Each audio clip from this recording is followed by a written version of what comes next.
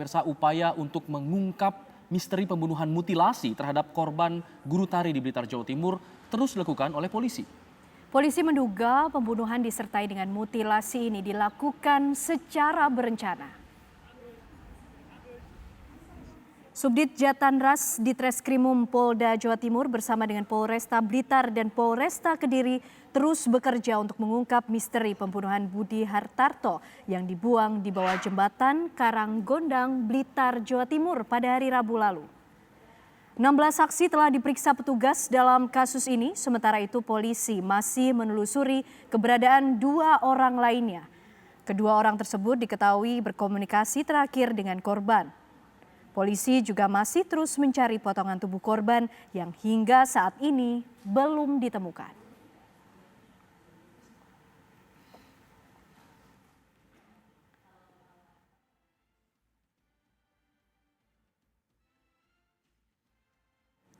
Sementara itu polisi terus mencari 2 teman korban pembunuhan yang ditemukan di dalam koper di Blitar, Jawa Timur. Dugaan sementara korban dibunuh karena asmara.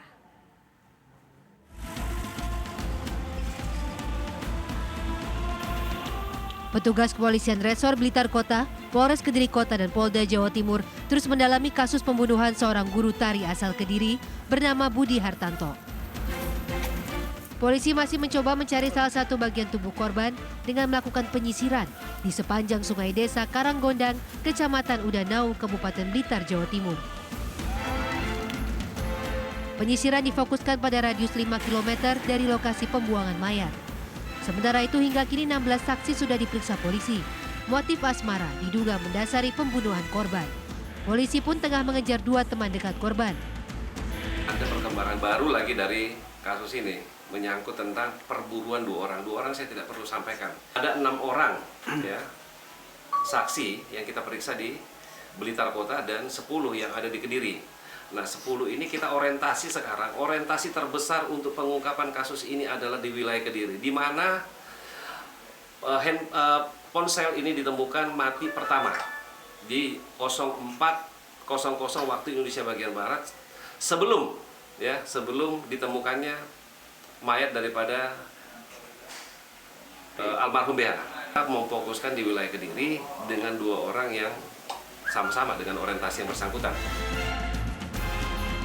Menurut polisi, 2 teman korban yang kini sedang dicari belum termasuk dari 16 saksi yang sudah diperiksa.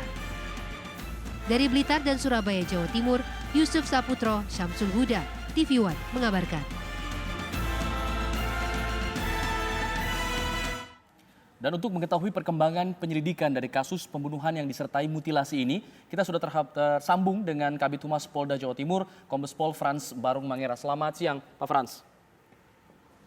Selamat siang TV One, selamat baik. Siang pemirsa TV Kami One juga. Ingin mengkonfirmasi, sempat disebutkan Ya. bahwa Polda Jawa Timur sebenarnya sudah menemukan identitas dari 2 pelaku, benar begitu? Begini, kita fokuskan kepada 2 orang yang lagi kita kejar, kita cari dan kita temukan. Yang kita temukan 2 orang ini harapan kita adalah membuka tabir itu. Tetapi ingat, kasus ini tidak bisa kita juga menghentikan keinginan publik untuk mendapatkan informasi. Sehingga setiap hari publik ingin mendapatkan informasi itu dengan cara melalui media. Oleh karena itu juga kita harus memberikan informasi itu. Nah, salah satu memang yang menjadi tersebarnya informasi adalah melalui juga kebutuhan mendapatkan informasi melalui media. Nah, kita memang menyampaikan kemarin seperti itu, bahwa ada 2 orang yang kita fokuskan dalam rangka kita mencari. Tetapi ketika ini menyebar dan kemudian diakses oleh semua orang, nah titik-titik yang kita perkirakan itu kemungkinan juga bergeser. Nah, sehingga memang fokus kita sekarang di luar daripada wilayah Kabupaten Kediri. Kalau kita kemarin fokusnya ke Kediri, sekarang ke wilayah di luar Kediri, dikarenakan memang ini sudah menjadi perhatian publik yang cukup luas sehingga semua orang mengaksesnya, termasuk yang kita curigai itu. Perkembangan terakhir bahwa hasil otopsi ini ternyata juga menyebabkan hal yang kita dapatkan informasi bahwa adanya perlawanan ataupun sesuatu yang dirasakan untuk mempertahankan diri daripada almarhum ini sebelum kejadian meninggal dunia itu. Baik. Nah, salah satu yang kita dapatkan adalah luka-luka di bagian tangan untuk melakukan penangkisan saat tersangka atau calon tersangka ini melakukan yang namanya keinginannya dalam rangka menghabisi itu. Nah, kita butuh sekarang adalah bagaimana dukungan publik ini luas kepada Polda Jawa Timur, Kediri dan ke Blitar untuk memberikan informasi. Yang penting adalah yang ditunggu oleh kepolisian adalah satu saja, yaitu saksi mahkota yang melihat, mendengar dan mengalami sendiri kejadian ini, memberikan informasi sedikit pun. Kita akan memberikan yang namanya penghargaan lah terhadap informasi ini. Baik. Dalam rangka pengungkapan ini, karena ini menjadi salah satu PR bagi kita dalam rangka kita mengungkapnya. Baik Pak Frans, sejauh ini pihak kepolisian sudah memeriksa berapa orang saksi Pak untuk membantu proses pengungkapan kasus ini Pak Frans? 6 di Blitar Kota dan 10 yang ada di Kediri. Tetapi tidak menutup kemungkinan juga akan kita kembangkan ini untuk kepada hal-hal yang kita rasakan ada kaitannya dengan kasus ini. Contohnya saja sekarang, kita merujuk kepada apa yang kita sampaikan kemarin, bahwa ada yang ada di Nganjuk, itu juga kita periksa lagi berkaitan dengan hubungannya juga dengan yang bersangkutan.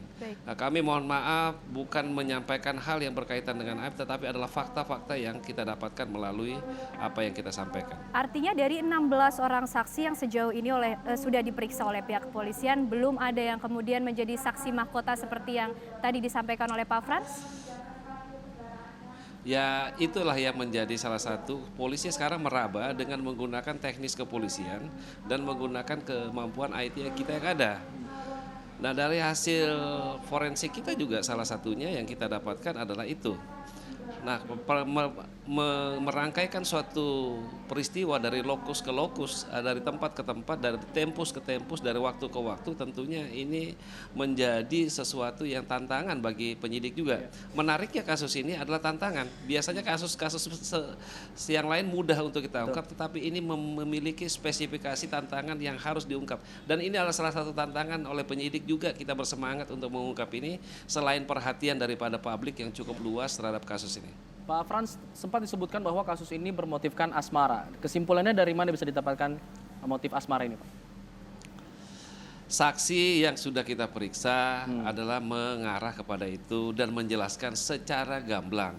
Tetapi tidak layak rasanya kalau saya menyampaikan ke ruang publik ini, karena ada spesifikasi tertentu dari orientasi yang berbeda dengan yang lainnya, sehingga tidak layak untuk saya sampaikan. Tetapi mengapa kami merujuk kepada itu? Karena pemeriksaan saksi-saksi sepertinya menggambarkan seperti itu dengan jelas sekali. Oke, tadi juga disebutkan bahwa pihak polisian sempat mendeteksi di Blitar dan di Nganjuk seperti itu. Ini didapatkan dari sinyal handphone kedua orang yang setengah diburu saat ini atau seperti apa, Pak? Saya koreksi, bukan hanya Kediri Kabupaten fokus kita. Awalnya 1 hari yang lalu hanya Kediri Kabupaten.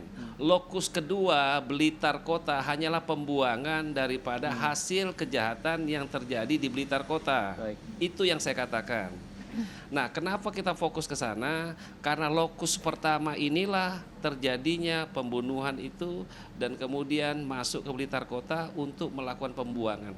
2 lokus ini memang dirangkai oleh penyidik dalam rangka itu mendapatkan itu. Nah, sinyal handphone mati di wilayah Kediri dan sekarang sudah tidak ada lagi. Nah, kami berharap juga kepada seluruh warga masyarakat yang mendengarkan saya berbicara ini, kami butuh sebenarnya saksi mahkota itu. Minimal yang melihat lah, kami akan tentunya berpatokan kepada Undang-Undang Perlindungan Saksi yang kita merahasiakan betul saksi ini sehingga ini bisa terungkap kembali. Yang tantangan kedua, bahwa ini menarik karena ada awal dari kejadian ini yaitu menghilangkan identitasnya, identitas awam. Identitas awam itu adalah bentuk raut wajah ini yang dihilangkan dari kepala sampai leher dihilangkan. Ini menghilangkan identitas awam. Nah, kalau polisi kan kalau identitas gampang saja sekarang ini dengan teknologi yang ada. Sehingga walaupun identitas awam ini dihilangkan, kita masih bisa merujuk kepada mobile identifikasi kita, sehingga ketika salah satu bagian tertentu saja yang dimasukkan kepada alat itu, sehingga muncul yang namanya almarhum Budi Hartanto, kemudian seorang guru, dan kelahiran di ini semua lengkap semua. Pak Frans, dari fakta-fakta sementara yang sudah didapat oleh pihak kepolisian, keterangan saksi dan juga sejumlah barang bukti mungkin, apakah pihak kepolisian juga sudah bisa mengidentifikasi bahwa kasus ini, bahwa aksi pembunuhan ini sudah terencana, Pak Frans?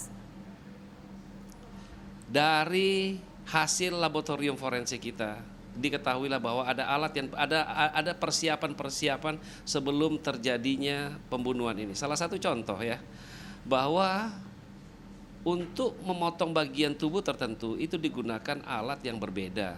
Bukan satu alat saja yang bisa memotong itu, sehingga digunakan 2 alat untuk persiapannya. Kemudian persiapan kedua, adanya tempat yang dituju, dan persiapan ketiga adanya wadah, yaitu cover untuk memasukkan daripada bagian tubuh ini.